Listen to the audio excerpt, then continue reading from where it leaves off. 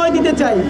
তারা ভালো করে দুপুরে লাঞ্চ করুক, আমরা এখানে অনশনে থাকি, রেস্ট টেস্ট করে হালকা ভাত ঘুম দিয়ে তাদের যদি মনে হয় যে জুলাই যোদ্ধার ভাই বোনেরা রাজপথে বসে আছে এবং তাদের দাবি তিনটা।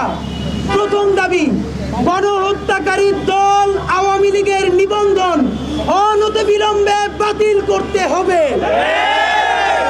সরকার এখনো খুনি কসাই আওয়ামী লীগের নিবন্ধন বাতিল না করার কারণে আওয়ামী লীগ, বিএনপি, জামাত থেকে শুরু করে বাংলাদেশের প্রত্যেকটা রাজনৈতিক দল তারা এখন তাদেরকে পুনর্বাসন করবার চেষ্টা করছে। সুতরাং সরকারকে অনতিবিলম্বে খুনি কসাই গণহত্যাকারী আওয়ামী লীগের নিবন্ধন বাতিল করতে হবে। নাম্বার 2, যেই দলটা গণহত্যা করেছে তার কেন্দ্রীয় কমিটি থেকে শুরু করে ইউনিয়ন কমিটি পর্যন্ত প্রত্যেক কমিটিতে যতগুলো সন্ত্রাসী আছে ইতিমধ্যে বাংলাদেশে তারা গুপ্ত হত্যা শুরু করেছে। তাদের হাত থেকে, গুপ্ত হত্যা থেকে বাংলাদেশের ছাত্র জনতাকে রক্ষা করতে, বাংলাদেশের ছাত্র জনতা এবং জুলাই যোদ্ধাদেরকে নিরাপদে রাখতে এই কসাই খুনি লীগের কমিটিতে থাকা প্রত্যেককে অতি সত্বর গ্রেফতার করতে হবে।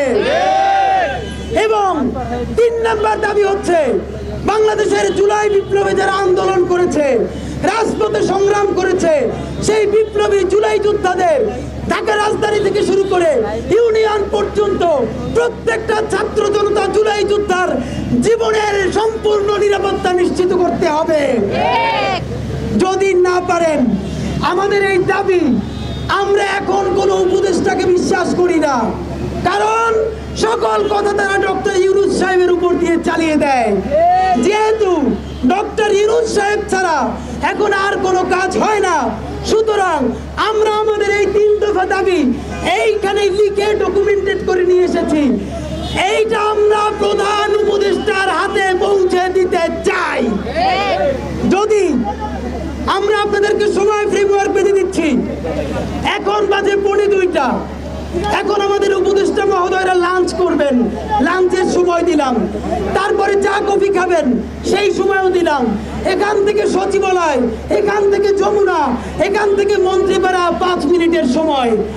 3টার মধ্যে, আবার বলি 3টার মধ্যে ছাত্র জনতার কাছ থেকে যারা এখন অনশনে আছে এই 3 দফা দাবি নিয়ে, যে কোনো একজন উপদেষ্টাকে এসে এই দাবি আমাদের কাছ থেকে গ্রহণ করতে হবে এবং এই দাবি গ্রহণ করে প্রধান উপদেষ্টার কাছে পৌঁছে দিতে হবে।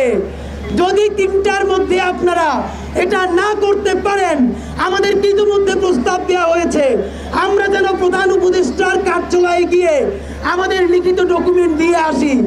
এই প্রস্তাব আমরা মানি না, কারণ উপদেষ্টাদের সময় হয় সিনেমা দেখতে যাওয়ার, উপদেষ্টাদের সময় হয় কনসার্ট দেখতে যাওয়ার।